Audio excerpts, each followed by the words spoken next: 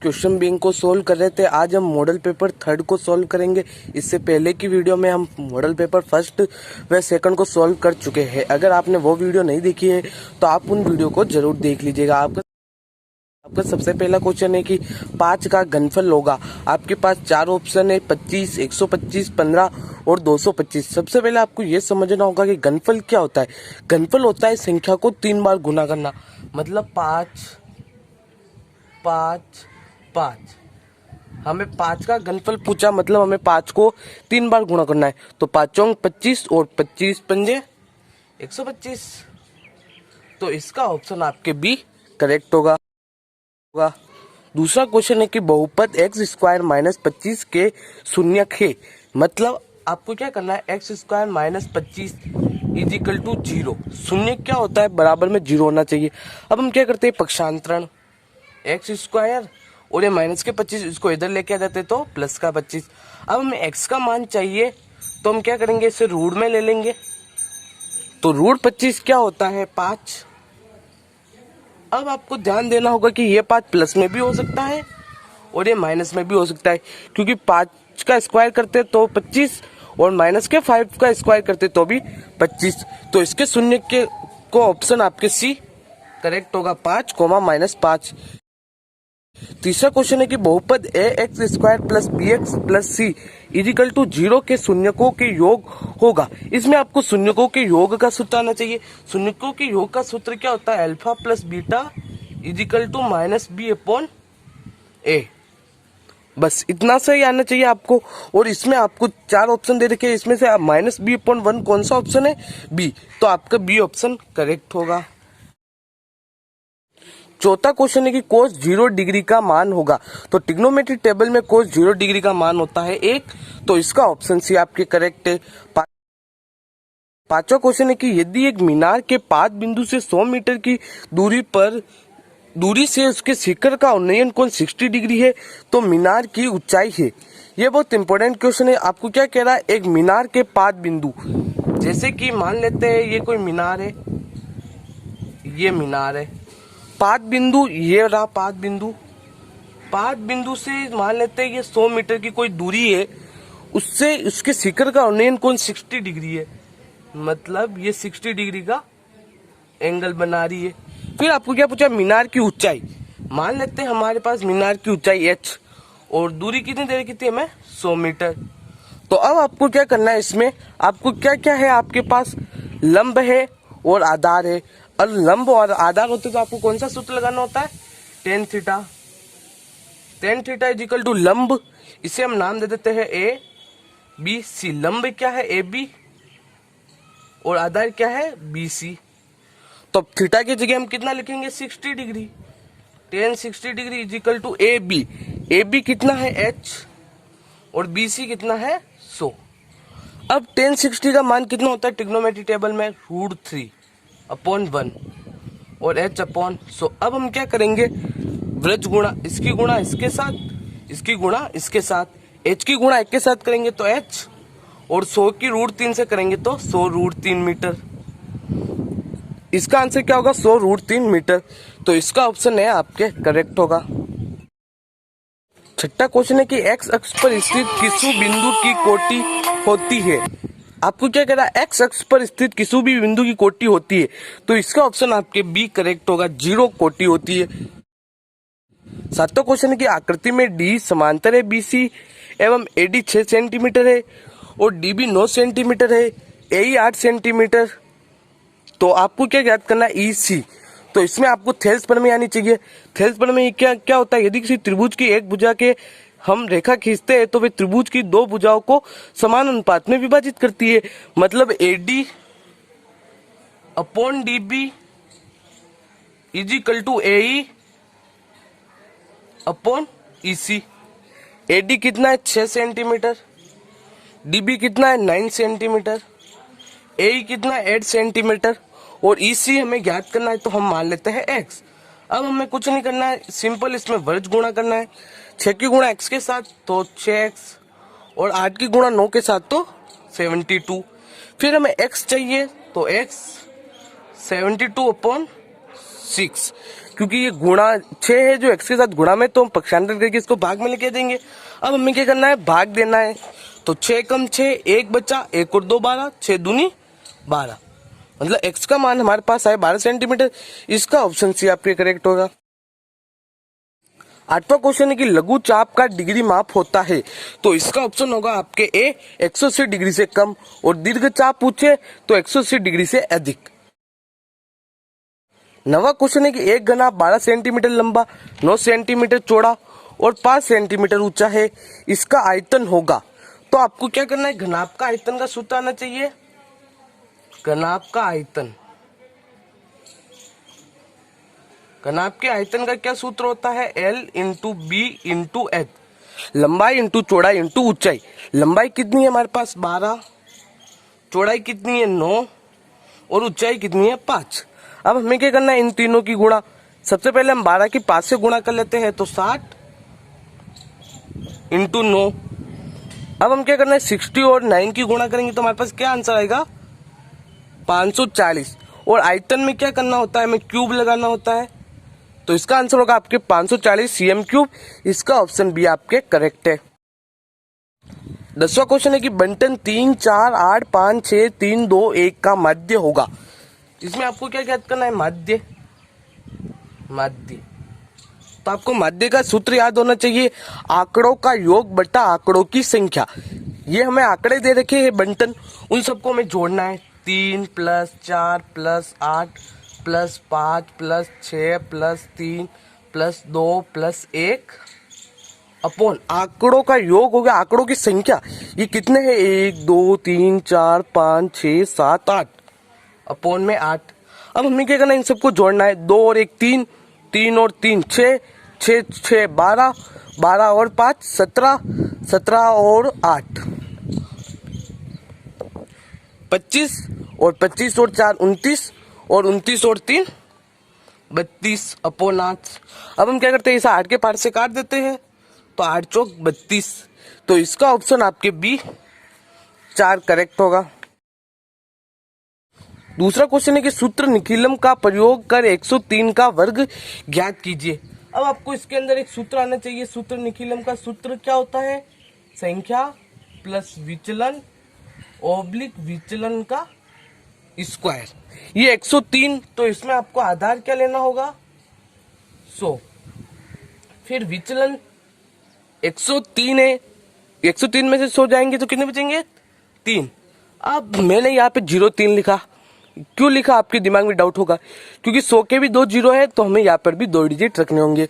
अब है संख्या प्लस विचलन, संख्या है हमारे पास 103, विचलन है 03, विचलन का स्क्वायर मतलब 03 का स्क्वायर। 103 और 03 कितने हो गए 106। फिर हमें क्या करना, 03 का स्क्वायर होगा 09। अब आपको क्या करना, आधार हमने 100 लिया, 100 में कितने जीरो है 2, तो हमें 2 डिजिट ऐसे रखने होंगे, तो इसका आंसर आएगा 10 60 9। इस तरह से आपको सूत्र निखिलम का प्रयोग कर 103 का वर्ग ज्ञात करना है। तीसरा क्वेश्चन है कि 32 का घनफल आधार विधि द्वारा ज्ञात कीजिए। इसके अंदर भी आपको एक सूत्र याद होना चाहिए, संख्या प्लस 2 इंटू विचलन ओब्लिक 3 विचलन का स्क्वायर और विचलन का क्यूब। अब आपको क्या करना होगा, इसके अंदर थोड़ा अलग है। क्या है अलग है, आपको ये देखना होगा। सबसे पहले आपको देखना होगा आधार, तो इसके अंदर आपके आधार कितना लेना पड़ेगा आपको 32 से, तो आपको आधार लेना होगा 10। फिर आपको लेना होगा उपाधार, उपाधार आपको सोचना है कि 32 10 की गुणा 3 से करेंगे तो 30 आ जाएंगे, मतलब निकट है 32 के, तो उपादान अंक हो गया आपके 3। फिर विचलन 10 और 3 30, 32 में से 30 गए तो कितने बचेंगे 2। अब आपको क्या करना होगा, इस सूत्र में थोड़ा संशोधन करना होगा। यहाँ पर आपको उपाधार अंक का स्क्वायर और यहाँ पर उपाधार अंक, इनकी भी आपको गुणा करानी होगी। अब करते हैं उपाधार अंक का स्क्वायर मतलब 3, 3 का स्क्वायर। फिर संख्या, संख्या कितनी है 32 प्लस 2, विचलन कितना है 2।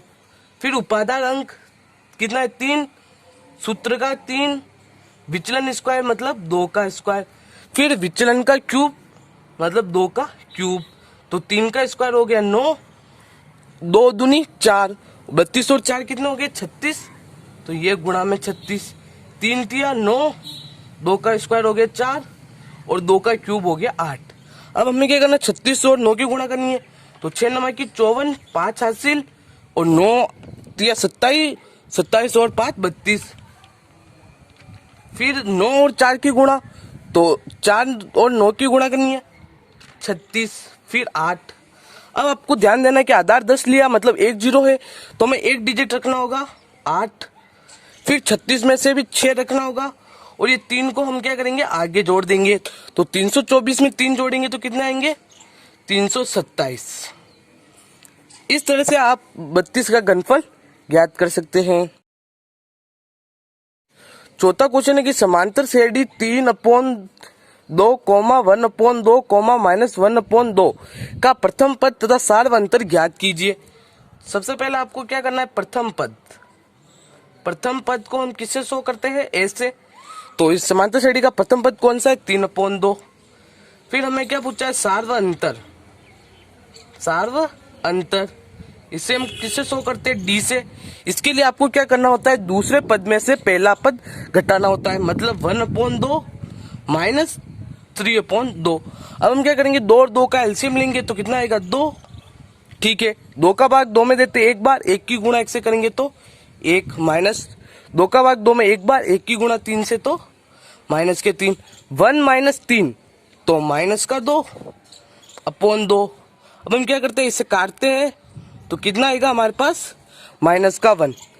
आप चाहो तो इस पद से इस पद को भी घटा के एक बार ट्राई कर सकते हैं, जैसे कि -1/2 और -1/2, 2 का एलसीएम 2, ये -1 और माइनस का 2 और 2 ये इससे कैंसिल तो भी माइनस का 1, तो मतलब हमारा सार्वंतर कितना होगा, माइनस का 1। पांचवा क्वेश्चन है कि एक पासे को फेंकने पर सम अंक आने की प्रायिकता होगी। सबसे पहले आपको क्या करना है कि एक पासे को फेंकने पर परिणाम प्राप्त होते हैं।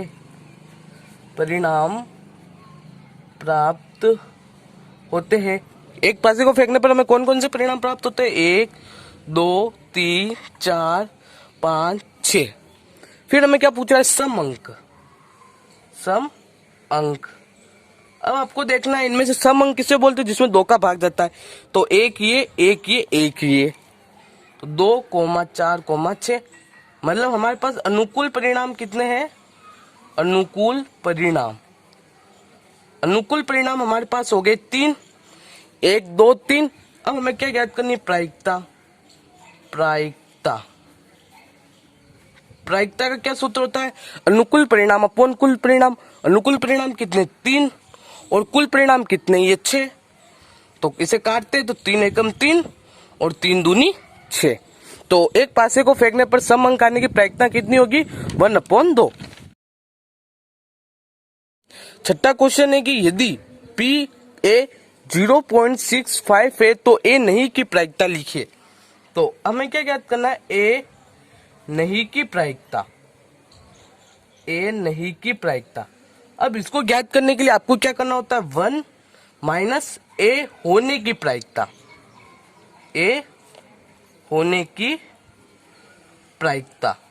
तो 1 माइनस A होने की प्रायिकता कितनी है, 0.65। अब हम बाकी निकालते हैं तो हमारे पास क्या आंसर आएगा, 0.35। तो मतलब A नहीं होने की प्रायिकता कितनी होगी, 0.35। सातवां क्वेश्चन है कि रोग दृष्टि दूर का समीकरण लिखो। तो ये क्वेश्चन तो आपको रट लेना है, क्योंकि हर मॉडल पेपर के अंदर आपके ये क्वेश्चन आ रहा है।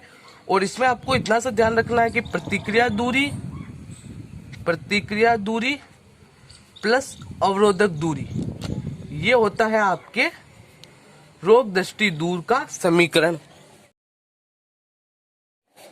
8वां क्वेश्चन है कि यातायात पुलिस द्वारा 2 पहिया वाहन चालकों के चालान बनाए जाने का कोई एक कारण लिखे। ये बहुत सिंपल क्वेश्चन है कि अगर आप 2 पहिया वाहन चला रहे हो, आपको पुलिस वालों ने चालान काट दिया तो उसका क्या कारण हो सकता है।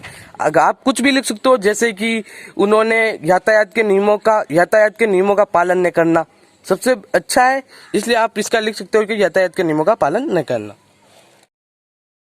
9वां क्वेश्चन है कि बिंदुओं 0,3 - 2 0 के बीच की दूरी ज्ञात कीजिए। तो हमारे पास x1 क्या है 0, y1 क्या है 3, x2 क्या है -2 और y2 क्या है 0। अब हमें दूरी सूत्र लगाना है। दूरी सूत्र क्या होता है, रूट x2 - x1 का स्क्वायर प्लस y2 - y1 का स्क्वायर।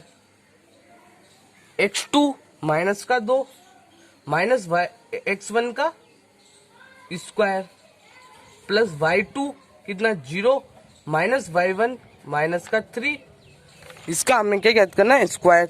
तो हम क्या करते हैं, माइनस के 2 में से हमें क्या करना है, माइनस का 0 बाकी निकालना है, तो वही बचेगा माइनस का 2 और माइनस के 2 का स्क्वायर कितना होता है प्लस के 4 प्लस 0 - 3 मतलब 3 और 3 का स्क्वायर कितना होता है 9 और 4 कितने होते हैं √13। बस आपको दूरी सूत्र आना चाहिए, बाद में आप इस सवाल को आसानी से कर सकते हैं। 10वां क्वेश्चन है कि त्रिभुज के 3 शीर्षों से समदूरस्थ बिंदु कहलाता है, मतलब इसका आंसर होगा आपके परिकेंद्र। अब आपको ये समझना है कैसे, क्या बोल रहा है, ये कोई मान लेते हैं कोई त्रिभुज है, इसके शीर्ष से ये बिंदु और इसके यहाँ से ये बिंदु ये सब बराबर दूरी पर। हम क्या करते हैं, ये हमारे वृत्त की त्रिज्या बन जाती है। यदि हम इसके बाहर ऐसे एक वृत्त बना देते हैं तो ये वृत्त कहाँ पर बन रहा है बाहर, तो इसका आंसर होगा परिकेंद्र। अंदर होता तो अंतर केंद्र। 11वां क्वेश्चन है कि एक पासे को फेंकने पर 4 से बड़ा अंक आने की प्रायिकता लिखिए। तो आप सबसे पहले आपको यही लिखना होता है कि एक पासे को फेंकने पर परिणाम प्राप्त होते हैं। एक पासे को फेंकने पर परिणाम प्राप्त होते हैं। परिणाम प्राप्त होते हैं कौन कौन से होते हैं, 1 2 3 4 5 6। फिर 4 से बड़ा अंक, 4 से बड़ा अंक। अब 4 से कौन कौन से बड़े अंक है, 5 और 6, 5 और 6। तो हमारे पास अनुकूल परिणाम कितने हैं, अनुकूल परिणाम 1 और 2। अब हमें क्या ज्ञात करनी, प्रायिकता। तो प्रायिकता का क्या सूत्र होता है, अनुकूल परिणाम अपॉन कुल परिणाम। अनुकूल परिणाम कितने 2 और कुल परिणाम कितने 6। अब हम इसे काट देते हैं तो 2 एकम 2 और 2 तिया 6। तो इसका क्या आंसर होगा 1/3। इस तरह से 11 क्वेश्चन हमने इस वीडियो में सोल्व किए। अगले क्वेश्चन हम नेक्स्ट वीडियो में सोल्व करते हैं। अगर वीडियो अच्छी लगी तो वीडियो को लाइक कीजिए, शेयर कीजिए, चैनल को सब्सक्राइब करके बेल आइकन को प्रेस कीजिए।